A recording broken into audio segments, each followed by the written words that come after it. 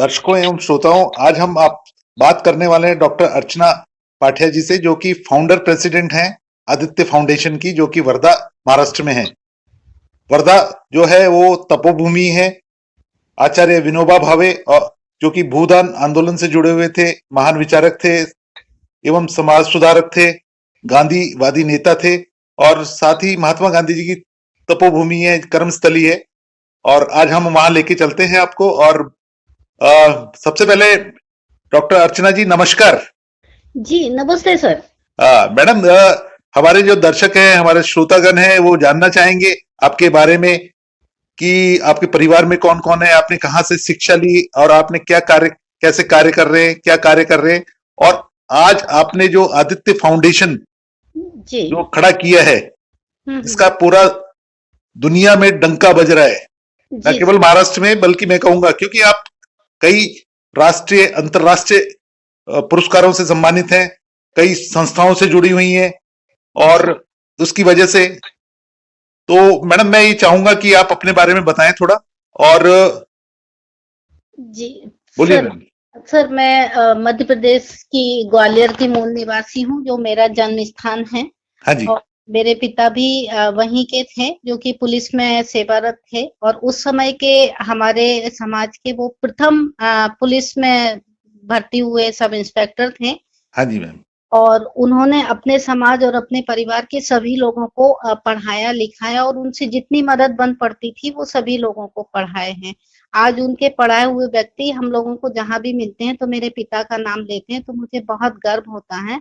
और तब से मैं ये सोची थी कि मैं अपने पिता के सपनों को पूरा करके समाज सेवा में ऐसा काम करूंगी जिसमें सभी लोग आगे बढ़ सकें। मैडम, आपके फादर जब रिटायर हुए थे तो वो डीएसपी रैंक के थे? सर एक्चुअली में वो रिटायर नहीं हुए थे। अच्छा। ब्रेन हेमरेज हो गया था, तो वो बीच उनको ट्रीटमेंट के समय कुछ गलत इंजेक्शन लग गया था, और उस वजह से उनकी अचानक मृत्यु हो गई थी। पर मैडम, आपकी परवरिश जो हुई है वो काफी डिसिप्लिन वे में हुई है। पुलिस जो है सख्त महकमा होता है, और आपके फादर पुलिस में थे, और आपका एजुकेशन भी उस हिसाब से हुआ। और फिर आप किस तरीके से आपने अपनी एजुकेशन की, वो थोड़ा सा हमारे दर्शकों और श्रोताओं को बताइए मैम। सर एक्चुअली मैं मेरे फादर और मेरी माँ चाहती थी कि मैं मेडिकल फील्ड में जाऊं, डॉक्टर बनूं। अच्छा, इसलिए आपने बीएससी 12th में बायोलॉजी लिया? जी सर। अच्छा अच्छा। मेरा पूरा परिवार चाहता था, मेरे माता पिता दोनों चाहते थे कि, और मेरे भाई भी चाहते थे कि मैं मेडिकल फील्ड में जाऊं और डॉक्टर बनूं। अच्छा। मेरा पीएमटी के थ्रू उसमें हुआ भी था सिलेक्शन, लेकिन सर मैं इस मेडिकल फील्ड में सेवा नहीं कर सकती थी, क्योंकि मुझे ऐसे पेशेंटों को और ऐसी बीमारियों को देख के मुझे बहुत डर लगता था, मेरा दिल बहुत घबराता था। इसलिए मैंने बीएससी तक साइंस पढ़ के छोड़ दिया। और उसके बाद मैंने अपनी मम्मी से प्रॉमिस किया था कि आपकी बेटी के नाम के आगे एक दिन डॉक्टर जरूर लगेगा, लेकिन मुझे ये पता नहीं था कि ये डॉक्टर इस तरह से लगेगा। नहीं, बहुत बढ़िया मैडम, बहुत बढ़िया। आज आप जिस मुकाम पे खड़ी हैं, दुनिया आपकी तरफ देख रही है। और ये कोरोना काल में जो आपने वर्धा के अंदर जो लॉकडाउन के दौरान सबसे आगे बढ़कर लोगों की मदद करी, लोगों को निःशुल्क मास्क बांटे, भोजन सहायता उपलब्ध कराई, उसकी तारीफ पूरी महाराष्ट्र में ही नहीं बल्कि पूरे इंडिया में हो रही है। और मैडम, मैं आपको यहाँ पे बताना चाहूंगा कि आपने जैसे बायोलॉजी किया, फिर उसके बाद में आप मिलिट्री साइंस में चले गए, एमएससी आपने, और उसके अलावा आपने मैडम और क्या क्या पढ़ाई की है? सर मैंने इसके बाद बीएड और एमएड भी किया हुआ है, और मेरा शुरू से हिंदी पढ़ने की बहुत इच्छा थी। अच्छा। तो जैसे ही मेरा अंतर्राष्ट्रीय हिंदी विश्वविद्यालय में मेरा एमए हिंदी एमफिल में एडमिशन हुआ, और उस समय हमारे पूर्व राष्ट्रपति अब्दुल कलाम सर आए हुए थे। अच्छा। हमारे वीसी सर ने हम दो लोगों को उनके इंटरव्यू के लिए चयनित किया था, मुझे और चाइना के एक स्टूडेंट को। अच्छा तो मैम। मैं कुछ पूछ पाती सर से, तो राष्ट्रपति सर ने मुझसे डायरेक्ट पूछा कि आप यहाँ क्या करके आए हैं और क्या कर रहे हैं। मैंने अच्छा। कहा कि सर मैं एमएससी करके आई हूँ और यहाँ हिंदी में एमफिल कर रही हूँ। तो सर का सीधा जवाब था कि सारी दुनिया साइंस के पीछे भाग रही है और आप हिंदी पढ़ने के लिए आए हैं। अच्छा। मैंने कहा सर मेरी बचपन से ही हिंदी के प्रति रुचि थी और पढ़ने की इच्छा थी, क्योंकि इसमें रोजगार के अवसर कम होते हैं, इसलिए घर वालों ने हिंदी पढ़ने नहीं दिया। क्योंकि अब मुझे मौका मिला है तो मैंने इसमें एडमिशन लिया है। अच्छा। तो कहा कि आप प्रॉमिस कीजिए कि पीएचडी तक आप हिंदी माध्यम से पढ़ेंगे। मैंने उनको वचन दिया और उन्होंने मुझसे पूछा कि इस विश्वविद्यालय में आपको क्या कमी लगती है या क्या चाहते हैं? अच्छा। तो मेरे सारे प्रोफ़ेसर मुझे देखते रहे, ये सोच के कि कहीं मेरी बुराई ना की जाए, क्योंकि उस समय मुझे सिनॉप्सिस बनाना और हिंदी के संदर्भ में बहुत कम कुछ आता था। अच्छा। मैंने उनसे एक ही रिक्वेस्ट की कि सर, हमारे विश्वविद्यालय में हिंदी साहित्य से संबंधित किताबें बहुत कम हैं और यदि आपका आशीर्वाद मिले तो हम लोगों को किताबें मिल जाएँ। और अच्छा। मैं उपन्यास है अ, आवा उपन्यास चित्रा मुद्गल जी का, और हाँ जी मैं मैम। शोध करना चाहती हूँ और वो बहुत महँगी किताब है सर, मेरे बजट के बाहर है और हाँ जी। हमारे विश्वविद्यालय में भी नहीं है। तो उन्होंने तुरंत 1,20,000 की किताबों के लिए ये आदेश दिया और ये मेरा अचीवमेंट था उस समय का, उनका आशीर्वाद था। और उसके बहुत बाद बढ़िया मैम, बहुत बढ़िया। जी, एमफ़िल किया, फिर पीएचडी में मेरा सिलेक्शन हुआ। मुझे भारत सरकार की सबसे बड़ी राजीव गांधी नेशनल फेलोशिप भी मिली। बहुत बढ़िया। जी, मैडम, और आपने जो है पीएचडी की है, उससे पहले आपने एमए हिंदी भी की है, जी, एमफिल एमफिल हिंदी में की है। और जी। इस पे मैडम आप जब पीएचडी किए तो आपने क्या टॉपिक लिया? सर, मेरा टॉपिक उस समय की ज्वलन समस्याएँ अफ़गानिस्तान था और जो हमारे पूरे विश्व में अंतर्राष्ट्रीय संघर्ष चल रहा था, तो हाँ मैंने जी। इसका हाँ, यही टॉपिक लिया था, अंतर्राष्ट्रीय संघर्ष एवं शांतिमय समाधान की दिशाएँ।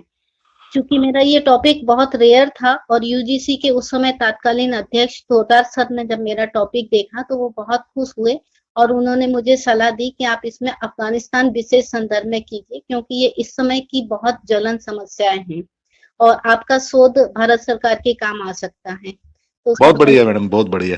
मैंने और मैडम, मैं आपको बताना चाहूंगा कि मैं व्यक्तिगत रूप से भी अफगानिस्तान गया था मैं। और जी, हमारी सरकार ने मुझे भेजा था वहां पे। और वास्तव में जो आपने विषय चुना है उस जी, समय, जी, वो जी, काबिले तारीफ है। और जी, साथ में मैडम, ये आपने जब पोस्ट डॉक्टरेट किया, जो जी। आपने पोस्ट डॉक्टरेट भी किया है, तो उसमें अपना आपका जो विषय था वो क्या था? सर, मेरा चयन यूजीसी के द्वारा हुआ है और जिसमें 1,000 व्यक्तियों में सिर्फ़ एक महाराष्ट्र के द्वारा मैं चुनी गई थी और हमारे महात्मा गांधी अंतर्राष्ट्रीय हिंदी विश्वविद्यालय की मैं अभी तक की 22 साल की हिस्ट्री में पहली और एकमात्र यूजीसी चयनित पोस्ट डॉक्टरल हूँ। बहुत और बहुत बधाई मैडम, बहुत बहुत बधाई। जी, धन्यवाद सर। और मेरा शोध का विषय था 21वीं सदी में शैक्षणिक चुनौतियाँ, समस्याएँ एवं समाधान। बहुत बढ़िया टॉपिक मैडम, ये भी आपने बहुत अच्छा इस पे शोध कार्य किया। जी, मैडम, ये जानना चाहेंगे हम, ये तो हुई शिक्षा के बारे में बात।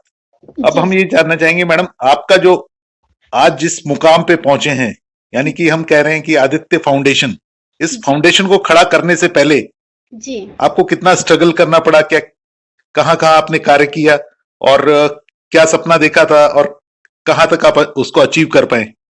सर, समाज सेवा का काम तो मेरा बचपन से ही सपना था। जब मैं छोटी थी तब आस-पास के बच्चों को पढ़ाती थी। एक हाँ जी। समय मैं अपना कॉलेज करके एमएससी बीएससी के समय लौट रही थी, बीएससी फाइनल का एग्ज़ाम देके।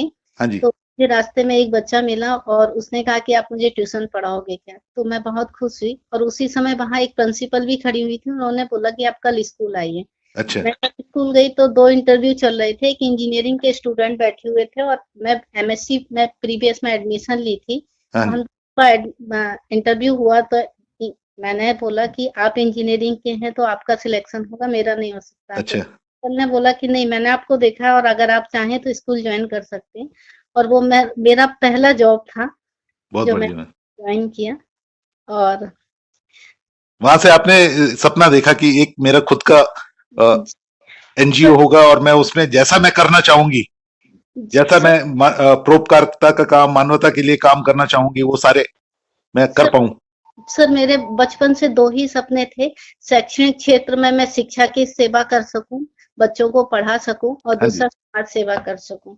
इस क्षेत्र में सर मैंने बहुत मेहनत की। मैं 2018 में एमपीपीएससी असिस्टेंट प्रोफेसर की से उस परीक्षा में प्रथम श्रेणी में पास हुई थी सर। बहुत बहुत एक बधाई मैडम, बहुत बहुत बधाई।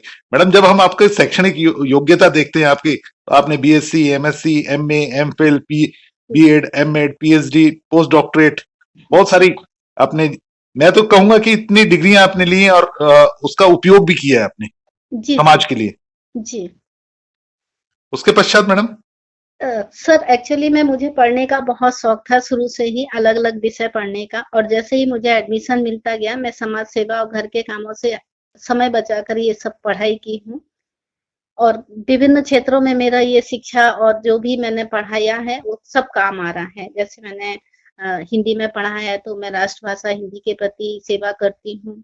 मैंने स्किल डेवलपमेंट का कोर्स किया है बीएड, एमएड के समय तो मैं यहाँ पर महिलाओं और बच्चों को स्किल डेवलपमेंट के प्रोग्राम सिखाती हूँ जो मेरे सारे फ्री रहते हैं। मैंने एमए साइकोलॉजी में भी किया हुआ है गाइडेंस एंड काउंसलिंग जिसके माध्यम से मैं काउंसलिंग करती हूँ। अभी तक मेरे द्वारा करीबन 36 लोगों को आत्महत्या करने से बचाया गया काउंसलिंग के द्वारा और जीवन दान इसको कहेंगे मैडम, जीवन दान। आपने उनको जीवन दान दिया है, नई जिंदगी प्रदान की है, नई सोच उनको मिली है।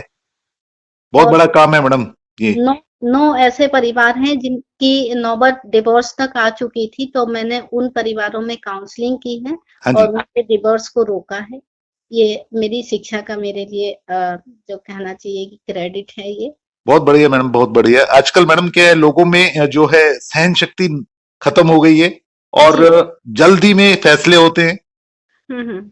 लेकिन अगर उनको सही बैठा के समझाया जाए, जी, उन्हें बिल्कुल। मार्गदर्शन किया जाए, तो जैसा आपने किया तो ऐसे नतीजे सामने आते हैं। बिल्कुल सर। आजकल मैडम आपने पुस्तकें भी लिखी हैं बहुत सारी। आपको जब भी समय मिलता है आप लेखन कार्य भी करती हैं। आपके द्वारा पब्लिश जो किताबें हैं जी। वो आमतौर पे हमने देखी महात्मा गांधी जी के ऊपर है, शिक्षा के ऊपर है, या सावित्रीबाई फूले जो कि हमारे देश की पहली शिक्षिका थी उनके शिक ऊपर, और जी। चंपारण सत्याग्रह, ऐसे विषयों पे आप लिखते हैं। तो मैडम जी। अभी तक कौन सी पुस्तकें आपकी पब्लिश हो गई हैं? सर मेरी 4 पुस्तकें पब्लिश हो चुकी हैं जिसमें सबसे पहली पुस्तक थी चंपारण का सत्याग्रह। अच्छा मैम। एक्चुअली सर मैं चंपारण के लिए प्रेरणा मुझे मिली थी विश्व गुरुकुल सम्मेलन 2015 में ये हुआ था जिसमें पूरे विश्व भर से शिक्षाविदों को आमंत्रित किया गया था अच्छा।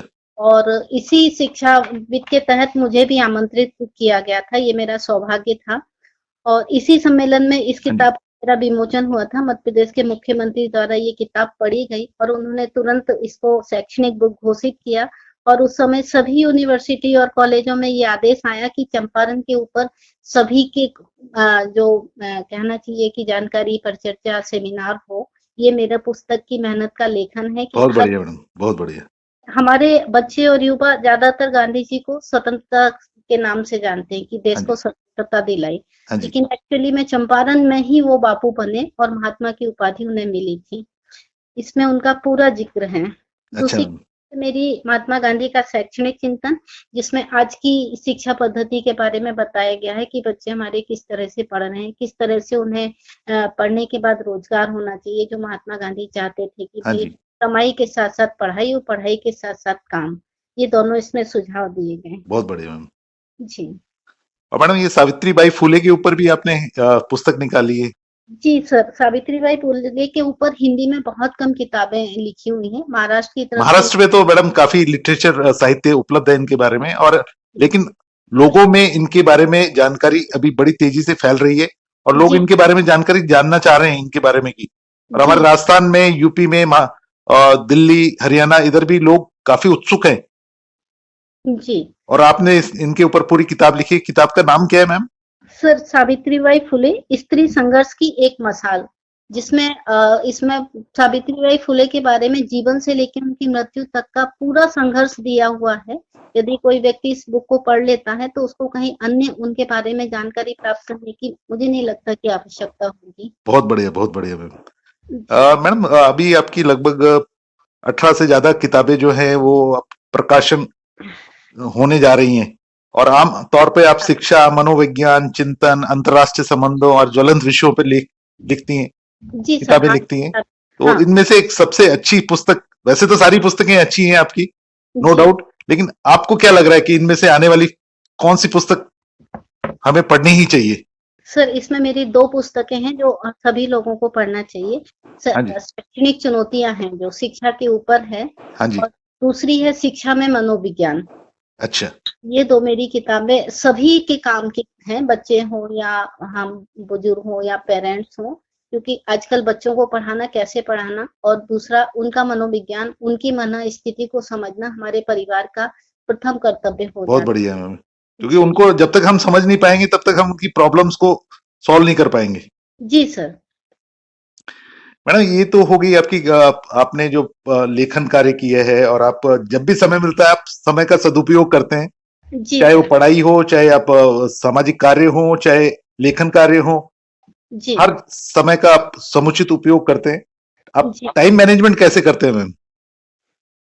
सर, मुझे जहाँ जिस काम के लिए समय मिलता है मैं वो काम कर लेती हूँ। मेरे लिए किसी भी समय काम के लिए कोई समय निश्चित नहीं होता है। अगर मेरा समाज सेवा का काम आ गया तो सारा दिन मैं उसको काम के निपटा के आती हूँ और फिर रात में बैठ के या तो रिसर्च आर्टिकल लिख लेती हूँ या फिर अपना किताब पढ़ने का काम करती हूँ या फिर सोशल वर्क के लिए आगे नई योजना बनाती हूँ। मैम ये तो एक तरह से मैं कहूंगा जुनून है। जी, बिल्कुल। सर, यही मेरी ज़िंदगी है। बहुत बढ़िया मैम, बहुत बढ़िया। मैडम आपको अभी रिसेंटली देखा हम लोगों ने 2014 से लेके 2022 तक आपको कई राज्य स्तरीय, राष्ट्रीय स्तरीय और अंतर्राष्ट्रीय स्तर के आपको अवार्ड्स मिले हैं, आपको सम्मानित किया गया है। जी। तो इनमें से किसी अवार्ड का जिक्र करना चाहेंगे मैम? जैसे इंटरनेशनल लेवल पे आपको जी। सम्मानित किया गया है नेपाल के अंदर, तो किस हाँ, प्रकार सर। के सम्मान दिया गया आपको?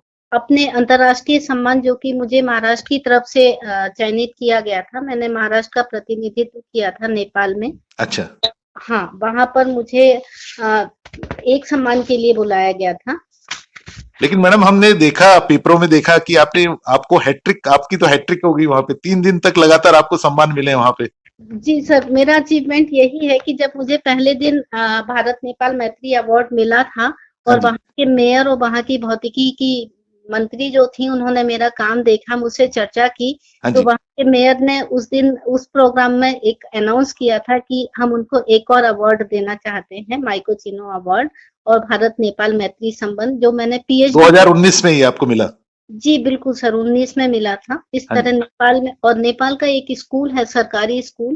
हाँ सर, जी। वो इतना अच्छा स्कूल बता दें कि वहाँ के मंत्री तक वहाँ स्कूल से पढ़े हुए हैं। तो मुझे उस स्कूल में भी प्रिंसिपल और वहाँ के शिक्षाविदों के द्वारा सम्मानित किया गया और मेरी किताब के लिए उन्होंने रिक्वेस्ट की थी कि गांधी चिंतन में वहाँ पर रखना चाहते हैं पढ़ाने के लिए। अच्छा। जी। और मैडम आपको गजेंद्र नारायण सिंह सम्मान भी उधर मिला जी। 2019 में?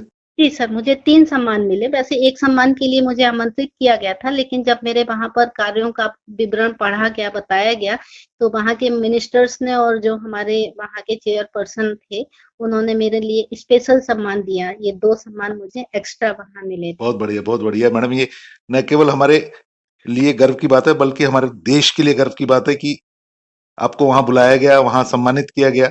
जी सर। और मैडम हम ये जानना चाहेंगे कि आपकी जो संस्था है, जी। ये अभी क्या क्या कार्य कर रही है और भविष्य में क्या नया करने वाली है?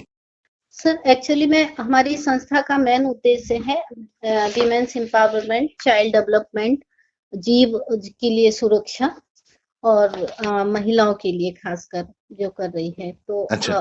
स्किल डेवलपमेंट में हम सभी तरह के प्रोग्राम इसमें सिखाते हैं और जो निःशुल्क रहता है, जीव के लिए यानी हम महिलाओं को आत्मनिर्भर बनाना। जी, बिल्कुल सर, आत्मनिर्भर बनाने के लिए हम लोग अपने प्रधानमंत्री कौशल विकास योजना जो हमारी चलाई गई है, हाँ जी।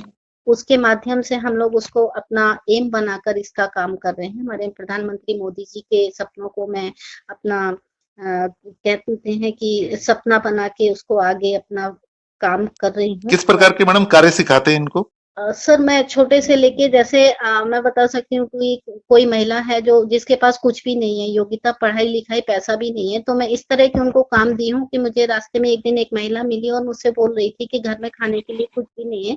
हम्म। तो मैंने उससे पूछा कि आप क्या कर सकते हो? पढ़े-लिखे हो? नहीं, मैं पढ़ी-लिखी भी नहीं हूँ, पैसा भी नहीं है। तो वो हाथ में मेहंदी लगाए हुई थी, तो मैंने कहा अच्छा। मैं तुम्हें 10 कौन देती हूँ और एक जगह पर बिठा देती हूँ और तुम रोज़ाना सबको 10 रुपए में मेहंदी लगाओ।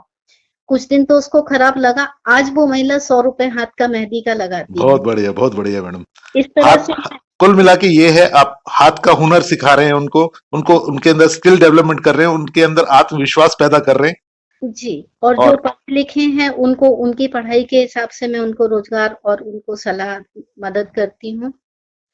मैडम ये आपकी संस्था के द्वारा समय समय पे कुछ अवार्ड्स भी दिए जाते हैं जी सर। लोगों को, नई जो पीढ़ी है उसको प्रेरित करने के लिए, जो नए लोग हैं उनको जी आगे लाने के लिए किस जी प्रकार के अवार्ड्स हैं और मैडम ये कब की प्रोग्राम किया जाता है? सर इसमें हम 12 तरह के अवार्डों को देते हैं, जिसमें शिक्षा, साहित्य, समाज कार्य, स्वास्थ्य, चिकित्सा, प्रशासन, वीरता पुरस्कार, पत्रकारिता, कृषि, उद्योग, कला, दिव्यांग, युवा प्रतिभा और कोरोना योद्धा के रूप में विभिन्न सम्मान दिए जाते हैं और ये प्रतिवर्ष 8 मार्च को मनाया जाता है। मैडम ये 8 मार्च ही आपने क्यों तय किया? सर एक्चुअली मेरा जो इस कार्यक्रम का आयोजन था तो वर्धा के सभी लोग बोल रहे थे कि अगर आप अंतर्राष्ट्रीय सम्मान समारोह मना रहे हैं तो आप इसमें प्रतिभा ताई को मुख्य अतिथि के रूप में बुला के दिखाइए, तब हम आपका सम्मान अंतर्राष्ट्रीय मानेंगे। अच्छा। मजाक में बोल दिया कि नहीं, मैं प्रतिभा ताई को इसमें मुख्य अतिथि के रूप में बुलाऊंगी और मैंने वहां पर उनके पीए सर को फोन लगाया और उन्होंने मेरी रिक्वेस्ट स्वीकार की और 3 दिन बाद मुझे वहां बुलाया कि आप आइए। राष्ट्रपति महोदया वहां पे आई? बिल्कुल, राष्ट्रपति महोदया से मैं वहां पर इतने अच्छे से मिली जैसे एक बेटी अपनी माँ से मिलती है। बहुत खूब मैडम, बहुत खूब। उन्होंने मुझे आशीर्वाद दिया और यही कहा कि आप अपना संगठन बनाइए और अपने संगठन के माध्यम से इस सम्मान समारोह को रखिए और अगर आप 8 मार्च को इस सम्मान समारोह को रखते हैं तो ये हम सब महिलाओं के लिए एक प्रेरणा का स्रोत रहेंगी और मैं अपनी राष्ट्रपति महोदया की इच्छा के लिए मैं हर साल इस सम्मान समारोह को 8 मार्च को रखती हूँ और हमारी मुख्य अतिथि भी वही थी, बहुत बढ़िया मैडम। सिंह पाटिल जी। मैं यहाँ पे कहना चाहूंगा मैडम, सपने देखने चाहिए और सपनों को पूरा करने के लिए मेहनत की जरूरत है और सपने साकार होते हैं। जी सर। मैडम अब चलते चलते आप हमारे श्रोताओं को, हमारे दर्शकों को क्या संदेश देना चाहेंगे? अभी आना 8 मार्च आने वाला है जी और हमारे जो बहनें हैं उनको क्या संदेश देना चाहोगी आप? सर सबसे पहले तो मैं अपनी बहनों को ये संदेश देना चाहूंगी कि वो अपने परिवार, समाज और राष्ट्र के प्रति एकता के साथ परिवार और समाज को जोड़कर आगे बढ़ें, पर्यावरण का ध्यान रखें। हाँ जी जी, और हर क्षेत्र में हम एक दूसरे की मदद कर सकते हैं तो बिल्कुल करें, निस्वार्थ भाव से हम लोग मदद करें। ये मैं चाहूंगी कि हमारा देश, हमारा परिवार एकजुट परिवार हो। और अभी हमने बात की डॉक्टर अर्चना पाठिया जी से, जो कि हम फाउंडर प्रेसिडेंट हैं आदित्य फाउंडेशन की, और उन्होंने काफी अच्छी जानकारी दी। अब समय आ गया है, मैडम का करते हैं धन्यवाद। मैडम धन्यवाद। जी नमस्ते सर। नमस्कार।